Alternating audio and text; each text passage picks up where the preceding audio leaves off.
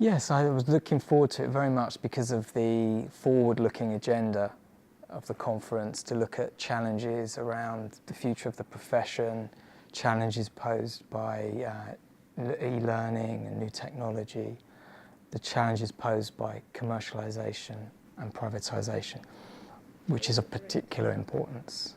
On research, there's the issue of private sources of funding, which is becoming an increasing issue in UK universities, but also the mechanisms to assess research, increasingly competitive, based on quasi-market principles.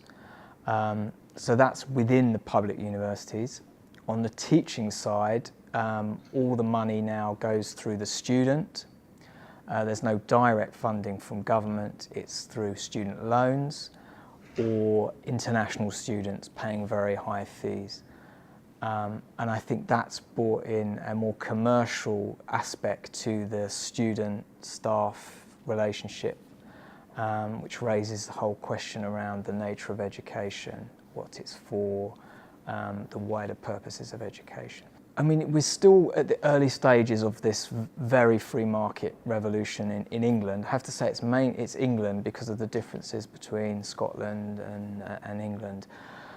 But I think students are increasingly motivated around the employability of their degrees. You know, if you're borrowing lots of money, they will graduate with debts of £30,000, £40,000 that we will have to pay back. They're worried about getting a good job.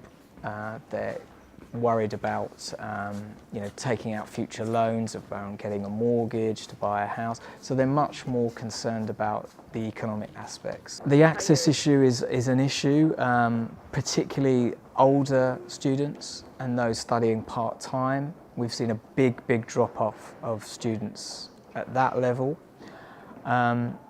We are worried about student choice, what kind of subjects they may study.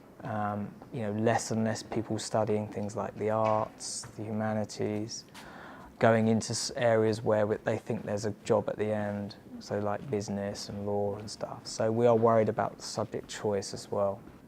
I think that we need to work closely with students in terms of potential allies and supporters. We need to get the public on side around the importance of higher education, of investing in it, in terms of not just for individuals, but the future benefit to society. As a trade union, obviously, we need to organise and recruit. We need to strengthen the union locally and nationally. So a mixture of kind of public campaigns, political campaigns, but also making sure we focus on issues around working conditions, pensions and so on. So getting the balance right on that is important for you. It's a good question, really. I mean, I was interested, as more a kind of political dimension to it, I was interested in the politics of trade unions and the labour movement. I did my PhD on the Labour Party and Labour movement, so I had an academic interest in it, but it was realised that when going into the workplace that they are such an important part of the campaigns for social justice. So it was a mixture of those, academic, and once I got into the workplace, realised the key role that they do for their members, but also wider issues as well.